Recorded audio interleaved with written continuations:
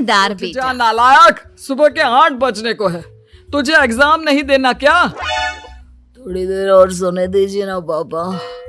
तू उठता या फिर मैं तेरे ऊपर पानी फेंकूं? रोज गधों की तरह सोता रहता है, पेपर की कोई टेंशन ही नहीं है। और एक हमारा समय था जब हम पेपर में फेल होने के डर से रात भर पढ़ा करते थे, सो ही नहीं पाते थे। तो क्या अब आप उसका बदला मुझसे लेंगे? मैं 15 मिनट बाद उठ जाऊंगा, आप प्लीज जाइए, मुझे डिस्टर्ब मत कीजिए। इतना कहकर रौनक रजाई ढककर फिर से सो जाता है। तू ऐसा नहीं मानेगा, रुक मैं अभी पानी लेकर आता हूं। बस फिर क्या था, इतना कहकर वो भागते हुए बाथरूम में जाते हैं और पानी की एक बड़ी सी बाल्टी लाकर रौनक के ऊपर फेंक देते हैं। पानी पड़ते ही रौनक झट से उठ जाता है। ये आपने क्या किया पापा? अब तू उठेगा नहीं तो यही करना पड़ेगा ना। वैसे थैंक्स डैड, आपके कारण ना अब मुझे नहाने की भी जरूरत नहीं पड़ेगी। चलिए अब आप माँ से बोलकर मेरे कपड़े निकलवा दीजिए, तब तक मैं ब्रश कर लेता हूँ। वैसे कल ना आप एक काम और करना, नहलाने के साथ साथ मुझे ब्रश भी करवा देना। ये ब्रश करने में ना मुझे बहुत आलस आता है। रौनक की बातों से अरविंद का मुंह खुला का खुला रह जाता है। वो अपनी पत्नी कमला के पास जाता है और रौनक की हरकतों के बारे में बताता है, जिसे सुन उसकी पत्नी हंसने लगती है। तुम अपने बेटे को समझाने के बजाय हंस रही हो। रौनक बच्चा है, धीरे धीरे सुधर जाएगा, आप क्यों उसके पीछे पड़े रहते हो? अभी नहीं सुधरेगा तो कब सुधरेगा? 10वीं क्लास में है रौनक, वो अब कोई बच्चा नहीं रहा। अरविंद की इतना बोलते ही वहां रौनक भी आ जाता है। क्या डैड, मैंने आपको एक काम दिया था, वो भी नहीं हुआ आपसे। अरे क्या हुआ बेटा? माँ, मैंने डैड से बोला था कि वो आपको बोलकर मेरे स्कूल की यूनिफॉर्म निकाल दे, लेकिन मेरे पीछे पड़ने के अलावा इनसे एक काम ढंग से नहीं होता। देख रही हो कमला, देख रही हो अपने लाडले को? अरे आप चुप रहिए जी। चलो बेटा, मैं तुम्हें कपड़े निकाल कर दे देती हूँ। बस ऐसे ही साल पर साल बीतते जाते हैं, लेकिन रौनक के रवैये में कोई बदलाव नहीं आता। वो पहले से भी ज्यादा आलसी और पूरी तरह अपने माता पिता पर निर्भर हो जाता है। 2 साल बाद पता नहीं कहाँ गायब रहता है पूरे दिन, अब तक तो आ जाना चाहिए था। अरे आप इतनी फिक्र क्यों कर रहे हो उसकी? दोस्तों के साथ खेल रहा होगा, आ जाएगा अभी। ये कोई टाइम है खेलने का? 10 बजने वाले हैं, इतनी रात में कौन खेलता है? कमला कुछ कहती उससे पहले ही रौनक वहां आ जाता है। मम्मी जल्दी से खाना लगा दो, बहुत भूख लग रही है। तुम्हें तब तक खाना नहीं मिलेगा जब तक तुम बता नहीं देते कि इतनी रात गए कहां से आ रहे हो। ओ प्लीज डैड, अब आप एसी पे प्रद्युमन बनकर मेरे सर पर बंदूक लेकर मत बैठ जाना। अपनी फालतू की बकवास बंद कर और बता कहां से आ रहा है। माँ अब समझाइए ना डैड को। बता देना बेटा, इनको भी तसल्ली हो जाएगी। आप बोल रही हैं तो बता देता हूँ, मैं दोस्तों के साथ मूवी देखने गया था, इसलिए देर हो गई। तो इन सब चीजों में मेरे पैसे उड़ाता है? कभी 1 रुपया कमाने के बारे में सोचा है तूने? जब देखो हवा की तरह पैसे उड़ाता रहता है। माँ अब आप इन्हें चुप करा दीजिए, वरना ना मुझे गुस्सा आ जाएगा। अच्छा क्या कर लेगा? बता ना क्या कर लेगा तू? वैसे बात तो ठीक ही है, मैं कर ही क्या सकता हूँ, पैसे तो फिर भी मैं आपसे ही मांगूंगा ना। चलिए अब ये सब बात छोड़िए और मम्मी मेरे लिए खाना लगा दीजिए। अभी लगा देती हूँ बेटा। मैं बता रहा हूँ कमला, एक दिन ये ऐसे ही बिगड़ जाएगा। उफ़ो, आप क्यों इतना पीछे पड़े रहते हो मेरे बच्चे के? बात की बाद में देखेंगे, अभी आप शांति से उसे खाना खाने देंगे। अगले दिन डैडी मुझे 10,000 रुपए चाहिए। हाँ? अब इतने पैसे क्यों चाहिए तुझे? डैड आप बिना सवाल किए कभी पैसे नहीं दे सकते क्या? जब तक तू बताएगा नहीं तुझे पैसे भी नहीं मिलेंगे। अरे अब आप अपने बेटे को पैसे भी नहीं दे सकते? नालायक, तेरी उम्र के लोग नौकरी करते हैं और एक तू है जो नौकरी करने का नाम ही नहीं लेता कभी। आप लोगों के होते हुए भला मैं नौकरी क्यों करूं? अरे हम कब तक पैसे देंगे तुझे? तुझे भी तो अपने पैरों पर खड़ा होना होगा ना।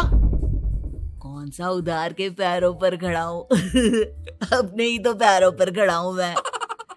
इसी तरह रौनक दिन प्रतिदिन लापरवाह होता जाता है। उसकी लापरवाही को देखते हुए अरविंद और कमला अपने बेटे की शादी कराने का फैसला लेते हैं और 1 महीने के रौनक की शादी मेघा नाम की लड़की से करा देते हैं। शादी के कुछ दिन बाद, रौनक मुझे एक अच्छी सी साड़ी चाहिए, आप ला दोगे ना? हाँ क्यों नहीं। कितने तक की आती है साड़ी? यही करीब 5,000 तक की। तुम चिंता मत करो, मैं आज ही डैडी से पैसे मांगकर तुम्हारे लिए साड़ी ले आऊंगा। आप कब तक ऐसे ही अपने पापा से पैसे मांगते रहेंगे? कोई अच्छी सी नौकरी क्यों नहीं कर लेते आप? अरे डैड के होते हुए मुझे नौकरी करने की जरूरत ही क्या है? पर आप ऐसे कब तक उनसे पैसे मांगते रहेंगे? कुछ आपको अपने दम पर भी तो करना होगा ना। अब तुम भी बाकी लोगों की तरह मुझे ज्ञान देना शुरू मत कर देना। साड़ी चाहिए ना तुम्हें, मिल जाएगी बस। इतना कहकर रौनक अपने पिता से पैसे मांगने चला जाता है। डैडी मुझे 5,000 रुपया चाहिए। अब 5,000 क्यों चाहिए तुझे? वो मेघा को साड़ी चाहिए थी। अरविंद आगे बिना कुछ कहे चुपचाप उसे पैसे निकाले। कुछ दिन बाद, तुम्हें नहीं लगता कमला, रौनक हम पर पहले से भी ज्यादा डिपेंड हो गया है? मुझे तो अब उसके भविष्य की चिंता होने लगी है। कल को हमें कुछ हो गया तो वो क्या करेगा? काश तुमने पहले ये सोच लिया होता तो आज हमारा बेटा इतना लापरवाह नहीं होता। तब मुझे कहाँ पता था कि मेरा लाड़ प्यार उसे इतना बिगाड़ देगा कि वो इस हद तक लापरवाह बन जाएगा। कोई बात नहीं, अभी भी देर नहीं हुई। मुझे पता है उसे कैसे सुधारा जा सकता है। कैसे? अरविंद कुछ कहता उससे पहले रौनक वहां आ जाता है और पैसों के लिए हाथ फैलाने लगता है। डैड, मैं और मेघा बाहर घूमने जाना चाहते हैं। अरे वाह, सूरज कहाँ से निकला है? Dad please. अच्छा चलो अब मुद्दे की बात करो। मुझे अब 25,000 चाहिए। अब तुम्हें 1 रुपया भी नहीं मिलने वाला। अगर तुम्हें पैसों की इतनी ही जरूरत है तो कोई ढंग की नौकरी कर लो। मम्मी आप कुछ कहिए ना डैड को। बेटा वो गलत क्या बोल रहे हैं? ये सब हम तेरे भले के लिए ही तो कर रहे हैं। मम्मा मैंने बताया ना आपको, मुझे नहीं करनी कोई जॉब वॉब। तो ठीक है, निकल जाओ हमारे घर से। तुम्हारे जैसे लोगों के लिए मैंने ये घर खड़ा नहीं किया है। जितना ये घर आपका है ना उतना ही मेरा भी है। मैं कहीं नहीं जाने वाला। जाना तो पड़ेगा ही तुझे, क्योंकि अब मैं तेरा कोई भी खर्चा नहीं उठाने वाला। ठीक है, मत उठाइए मेरा खर्चा, मैं अपने दम पर भी जी सकता हूँ। तो बेशर्मों की तरह अब तक यहाँ क्यों खड़ा है? अपना सामान ले और निकल जाए यहाँ से।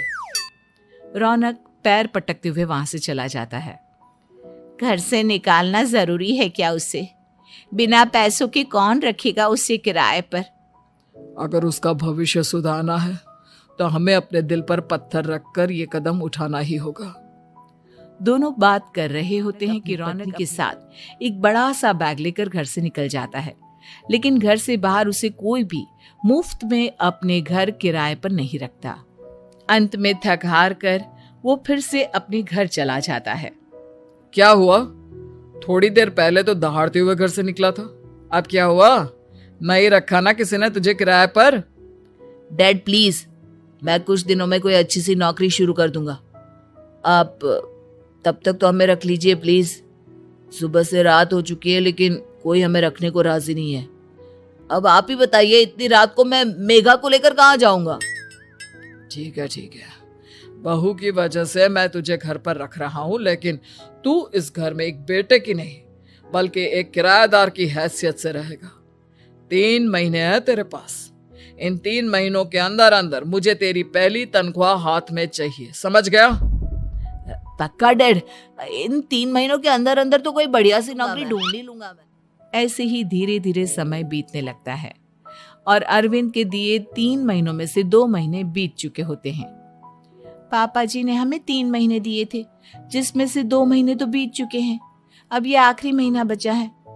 अरे तुम चिंता मत करो, आज मेरा ना 2 जगह इंटरव्यू है, दोनों में से कहीं ना कहीं तो जॉब लग ही जाएगी। अच्छा, all the best. Raunak interview के लिए निकल जाता है। बाद शाम में रौनक घर आता है। कैसा गया इंटरव्यू? आपकी नौकरी लगी या नहीं? अरे पहले सांस तो ले लेने दो अच्छे से। बताइए ना, मुझसे तो जरा भी इंतजार नहीं हो रहा है। वो दरअसल बात यह है कि मेरी नौकरी तो लग चुकी है, लेकिन पैसे बहुत कम है। कितने पैसे हैं? 15,000। इतने में अरविंद और कमला मिठाई का डिब्बा लेकर आ जाते हैं। बधाई हो बेटा। हम जानते थे तेरी जॉब जरूर लगेगी। लेकिन मेरी सैलरी बहुत कम है मम्मा। कम है तो क्या हुआ, धीरे धीरे बढ़ जाएगी। हाँ बेटा, हम तो बस चाहते थे कि तू अपने पैरों पर खड़ा हो जाए। मतलब अब आप मुझे घर से नहीं निकालेंगे? नहीं, ये सब हमने तुझे जिम्मेदार इंसान बनाने के लिए किया था। Thank you mummy papa. अगर आप दोनों ऐसा नहीं करते तो मुझे कभी अपनी जिम्मेदारियों का एहसास तक नहीं होता। आज आपने मुझे सिखा दिया कि इंसान का अपने पैरों पर खड़ा होना भी जरूरी होता है। इतना कहकर रौनक झट से अपने माता पिता के गले लग जाता है और अपनी कमाई की पहली तनख्वाह वो अपने माता पिता के हाथ में सौंपता है। इस तरह रौनक एक गैर जिम्मेदार व्यक्ति से एक जिम्मेदार व्यक्ति बन जाता है।